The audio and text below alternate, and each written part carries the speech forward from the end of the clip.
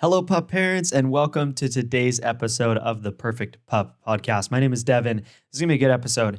I'm going to talk to you today about the difference in the words we use when we even reference how we're training our dogs. We're going to focus in on two words in particular and kind of how we can find differences between those. But before that, I want to tell a story about plants. So let's get right into it.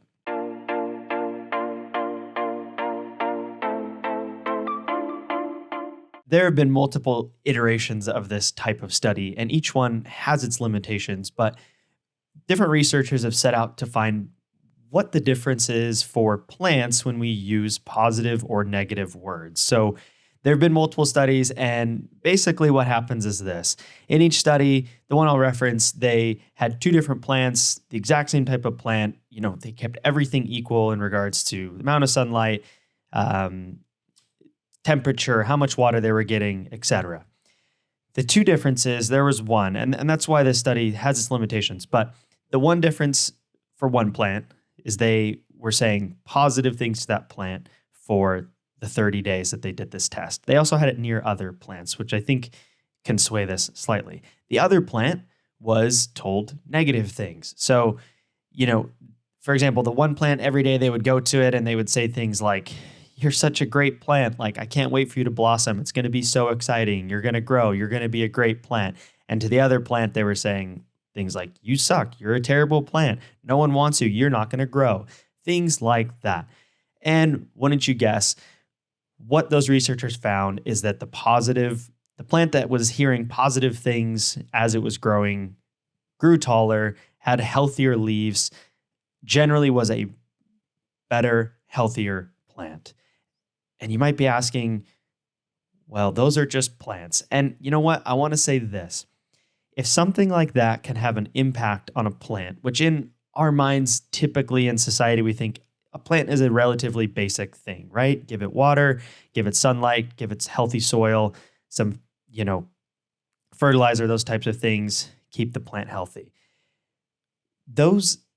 Finding that the simplicity of a plant can benefit from the words that we speak to the plant should really kind of help us understand how we should talk about and to our dogs. So let me tell you this. There are a lot of parts that go into raising a well-behaved dog or puppy. It's not just the words that we use. Of course, you need to use the right training techniques. You need to do things that you need to capture behaviors, you need to mark behaviors, you need to be rewarding with the right rewards, you need to do all the things that are important, but there are other aspects of training and of how we think about our dogs that can make a difference, just like with those plants. So I want to talk about the words cue and command. Cue is anything that excites to action. That is the dictionary definition, one of the definitions, anything that excites to action. Command, one of the definitions of it is to require authoritatively or demand. So again, think about those two differences in just the words and what they mean in our everyday lives. Something that excites you to action versus something that is demanded of you authoritatively or required of you authoritatively.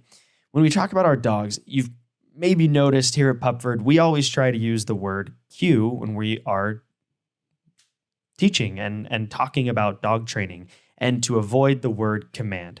This is something that was a discussion we had early on in the stages of Pupford with Zak George, and it's something he brought up with us and really kind of helped us realize, yeah, that is part of our ethos as well, the way we want to talk about training our dogs and the way we want to have the conversation about how our dogs learn and how we work with them and train them to be a positive thing.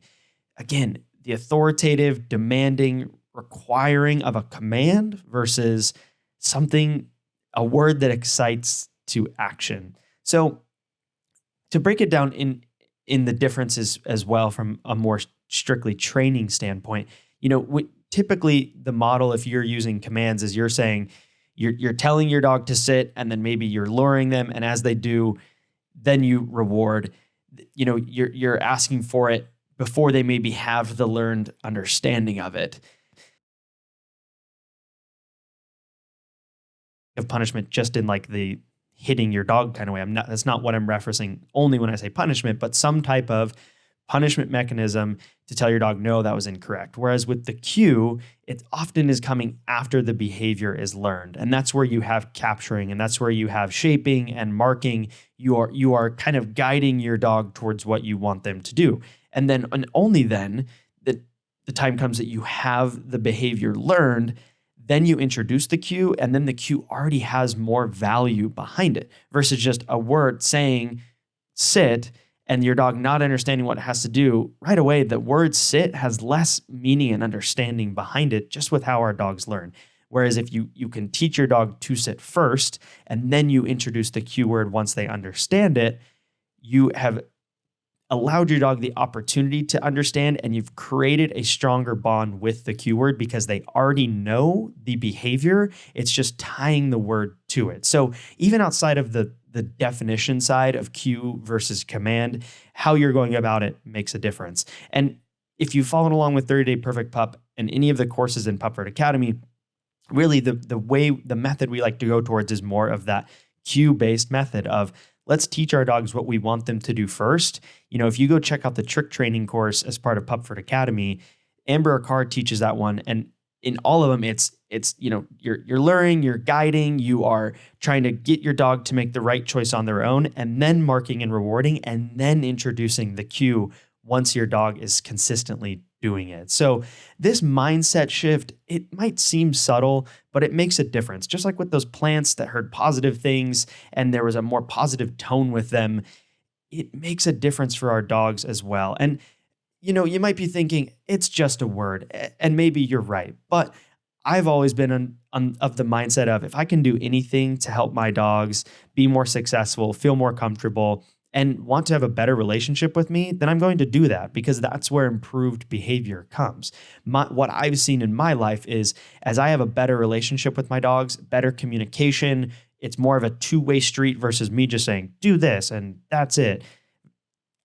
They've improved. Their behavior has improved. I can take my dogs off leash. I can take them on long walks because they are responsive, and I've created that bond and that relationship because I've tried to model after this kind of theory of I'm gonna look at my dog training as cues instead of commands, and I want to have my dogs have the opportunity to make these decisions on their own versus this is what you have to do every single time.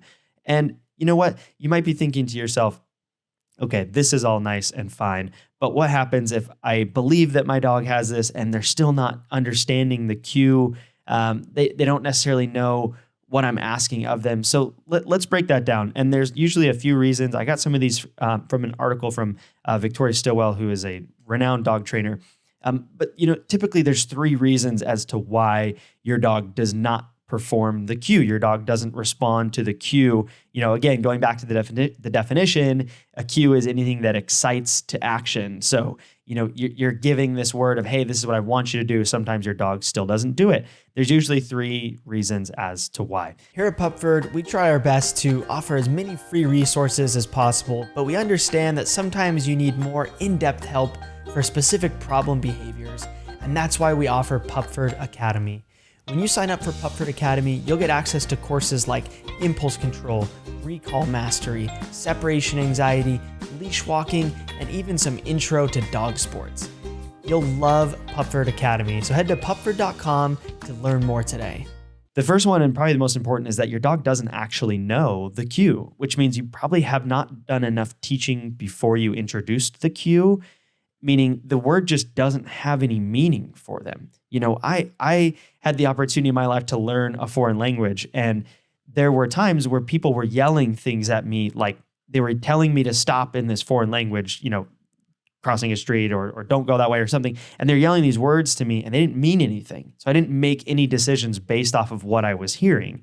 And often that happens with our dogs. They don't actually understand the words that we're telling them. When you say come, they may not actually know exactly what is expected of them for that. So if your dog isn't responding to a cue, I think in most cases, they just don't actually know it.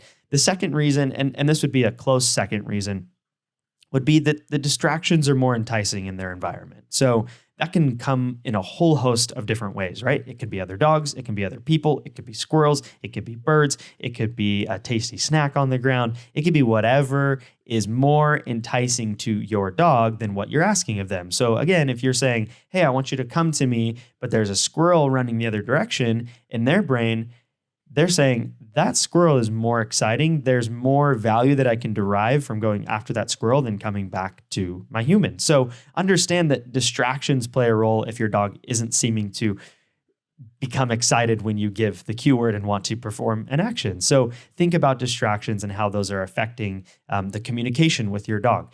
And the third reason is that there's just not enough upside. And, our dogs, they need reinforcers, just like we do as humans. If you went to your job and your boss said, you know what, I really like what you're doing. I've been paying you for a while. You've been getting the behavior done that I've been asking for. I think I'm going to stop paying you. How long would you want to keep working at that job? Would you care? Maybe you would still do it for a little bit because there's, already some connection there, but how long are you really going to last there? And the same thing goes with our dogs. I will say this, because some of you might be thinking, well, am I going to have to use treats always and forever? No, you're not. But you need to understand that in high distraction environments and in environments, especially as your dog is learning, again, I need to hit on that even more. It's like, as your dog is learning, you need reinforcers. I don't care what anyone else says. You need some type of reinforcement. It does not have to be treats, but there needs to be enough interactions where your dog performs the behavior, that you give the cue and they do what is asked of them and they get reinforced. And that is what learning is like in a nutshell for our dogs. They need to know a reinforcement, a positive reinforcement. Sometimes it's a treat. Sometimes it's throwing a ball. Sometimes it's playing tug. For some dogs, it can even just be praise and affection. But you're giving a reward when your dog performs the cue correctly. And over time, the connection gets made in their brain of, this word was asked, I did this, I got a reward. I'm going to be way more likely to do that in the future. So those would be a handful of reasons as to why your dog may not be performing cues when you're hoping that they will be, and it's not happening. Look for those three things. They don't actually know what the cue word really means. There's too many distractions, or the competing distractions are too enticing, or the rewards aren't strong enough. And one final note on the rewards, doesn't have to be treats.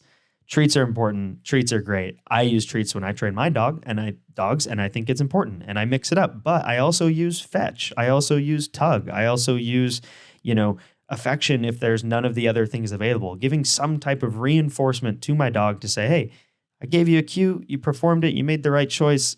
Here's something to let you know you did the right thing. So I hope you found this episode insightful. I hope it gets you thinking about the words that you use when you are communicating with your dog. And I hope that you look at dog training as a communication, because I think if it's too much of a one-way street, we are constantly demanding and requiring our dogs by using commands and just saying, this is what you have to do, versus having communication with our dogs, giving them opportunity and allowing them to learn on their own, and then reinforcing when they make the right choice is going to make such a difference. And for me, it's a mental thing. And you know what? In my personal opinion, a lot of things in life are mental. It starts in our heads. And so if we can look at how the words that we're using and how we're thinking about our dogs and the behaviors and the training that we're doing with them, we're going to see better relationships with our dogs. And when you have a better relationship, you get better communication. When you get better communication, you often get better behavior. So I hope you enjoyed this episode.